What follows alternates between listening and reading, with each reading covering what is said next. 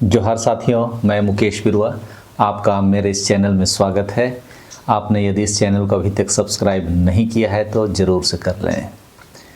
आज मैं आदिवासी भाइयों और बहनों को अपनी विरासत की जानकारी देना चाह रहा हूँ। एक्चुअली समस्या यह है कि हम अपने सांस्कृतिक विरासत को आदिवासी नज़रिए से नहीं समझ रहे हैं, बल्कि उस नज़रिए से जान रहे हैं जिसकी शिक्षा हमने दूसरों के स्कूलों में हासिल की है।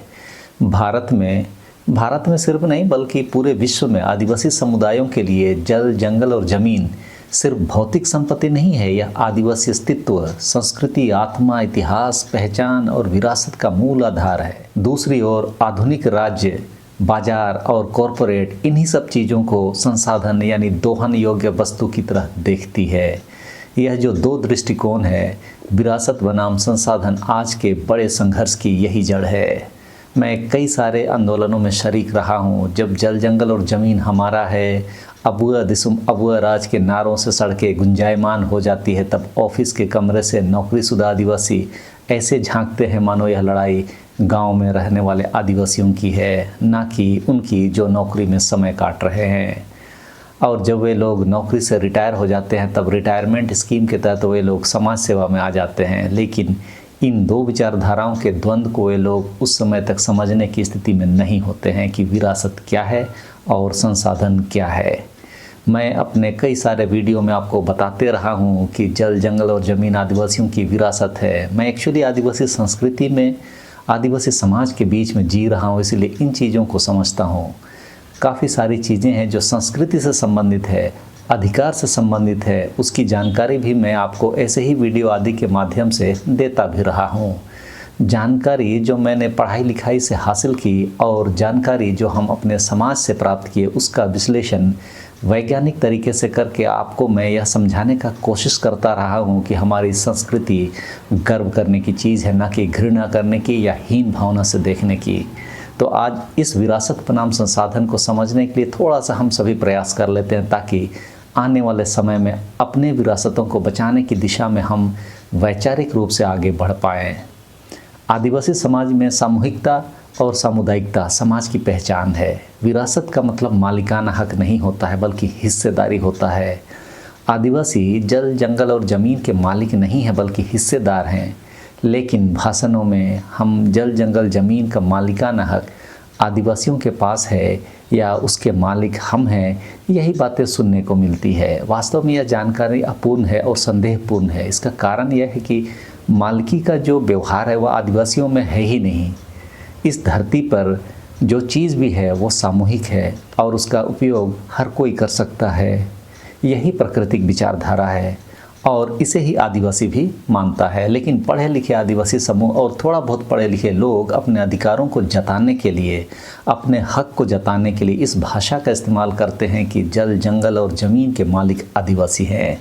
लेकिन यह बात पूरी तरह से गलत भी नहीं है, क्योंकि जब देश बना तो उस स्थिति में इसका मालिकाना हक का दावा आदिवासियों को तो जाता ही है। लेकिन जब धरती के चरित्र की बात करते हैं, प्रकृति के चरित्र की बात करते हैं, आदिवासियों के चरित्र की बात करते हैं, तब हम आदिवासी राष्ट्र की परिकल्पना में पहुंचते हैं, जहां जल, जंगल और ज़मीन के हम हिस्सेदार हैं, मालिक नहीं।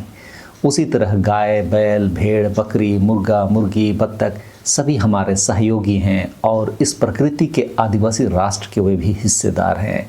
मैं आप लोगों को अपनी सांस्कृतिक विरासत और गतिविधियों के बारे वैज्ञानिक विश्लेषण से अवगत करते रहता हूँ। कई बार मैं जल, जंगल, ज़मीन के बारे में बात करता हूँ तो यहाँ यह भी सोचता हूँ कि इसके बारे में भी कभी वैज्ञानिक विश्लेषण कर दूँ, लेकिन समय के अभाव और कंसंट्रेशन स्थिर नहीं होने के कारण मैं नहीं दे पाता हूँ। लेकिन आज थोड़ा सा मूड मेरा ठीक है। ठीक का मतलब मैं वैज्ञानिक विश्लेषण कुछ हद तक दे सकता हूँ, तो कोशिश करता हूँ कि जो हमारी विरासत है उनका हमारे अध्यात्म से, हमारा संस्कृति से जुड़ाव किस तरह और कैसे हो पाया होगा। आदिवासी समुदाय में पारंपरिक और प्राकृतिक जल स्रोतों के स्थलों को पूजनीय माना जाता है। हर जल स्रोतों को तो नहीं, लेकिन कुछ विशेष स्थलों को पवित्र और पूजनीय माना जाता है। अभी मैं जल, जंगल और ज़मीन में से जल के बारे में कुछ वैज्ञानिक तथ्य आपके सामने लाने जा रहा हूँ। जिन स्थलों को हम पानी के पवित्र स्रोत के रूप में या पवित्र जगह के रूप में मानते हैं, वास्तव में प्राकृतिक जीवन जीने के क्रम में हमने उन स्थलों को पवित्र माना और उन स्थलों की पवित्रता को बनाए रखने के सिद्धांतों को पालन करते हुए अपना जीवन को आगे बढ़ाया। अब सवाल ये उठता है कि उन्हीं जगहों को हमने पवित्र क्यों माना होगा। इसके पीछे का जो विज्ञान है उसे हम इस तरह समझ सकते हैं। सभी आदिवासी समुदायों में पानी के कुछ ऐसे स्रोतों को या उन जगहों को जहां हमेशा नमी सी रहती है, वैसे स्थलों को भी पवित्र मानते हैं। उन्हें पानी के शक्ति के रूप में हम आराधना करते हैं। सभी समुदायों के हिसाब से सबका नाम तो मुझे नहीं पता, लेकिन हम हो समुदाय में नागेरा बिंदिरा कहते हैं। जब भी गांव आदि में पूजा पाठ के लिए, सामूहिक अनुष्ठानों के लिए जब सारना की संस्कृति में शुद्धिकरण किया जाता है तो उन सभी पूजनीय जल स्रोतों को शुद्ध किया जाता है। अपने हो समाज में नागेरा बिंदिरा को जाति पर्ची को तिया बोलते हैं। ऐसे स्रोत के स्थल यह बताते हैं कि पानी के वे स्थल जो आदिवासियों के लिए पूजनीय हैं, वैसे स्थल के पानी को सिर्फ उपभोग का हम साधन नहीं मानते, बल्कि हमारा उस पवित्र जल के साथ आध्यात्मिक रिश्तेदारी होती है। मेरे हो समाज में ऐसी मान्यता है कि जब भी पानी के स्रोतों के ऐसे जगह जहां अक्सर लोग आते जाते नहीं, उस स्थल पर पानी का इस्तेमाल करने से पहले हल्दी उतारने की परंपरा रही है। यह तो हुआ परंपरा की बात, लेकिन समझने वाली बात यहाँ पर यह है कि हमारे पूर्वजों को यह कैसे पता चला कि पहली बात तो कि पानी का वह स्थल पवित्र या पूजनीय क्यों माना गया, और दूसरा हल्दी से ही हम उस पानी को क्यों शुद्ध करते हैं या हो समाज में हल्दी उतार कर फिर से उस जल स्रोत का इस्तेमाल करते हैं। जल के ऐसे स्रोत स्थल जिसे मनुष्य या आदिवासी आध्यात्मिक रूप से अनुभव करते हैं, उसे हम भौतिकी, न्यूरोसाइंस और पारंपरिक आध्यात्मिक अनुभव के आधार पर समझने का प्रयास करते हैं। पानी का प्रत्येक अणु H2O डाइपोल होता है, यानी इसके अंदर एक तरफ हल्का धनात्मक और दूसरी तरफ हल्का ऋणात्मक चार्ज होता है। इस कारण से पानी इलेक्ट्रोमैग्नेटिक फील्ड के प्रति संवेदनशील हो जाता है, ऊर्जा और फ्रीक्वेंसी को सेंस करने के योग्य बनता है। हम सबको पता है कि हमारे शरीर में 70% तो पानी ही होता है। वह पानी भी प्राकृतिक रेजोनेंस या गूंज को सेंस करता है, क्योंकि हमारे शरीर में मौजूद पानी और बाहरी प्राकृतिक पानी सब एक ही मोलिकुलर स्ट्रक्चर वाले होते हैं। जब हम ऐसे पवित्र स्थलों के पास जाते हैं तब पानी का जो वाइब्रेशन है, उस पानी के कारण हवा में जो आयन ऊर्जा है और उसके आसपास का इलेक्ट्रोमैग्नेटिक पैटर्न, यह सब शरीर में उपस्थित पानी में एक रेजोनेंस पैदा करता है, गूंज पैदा करता है।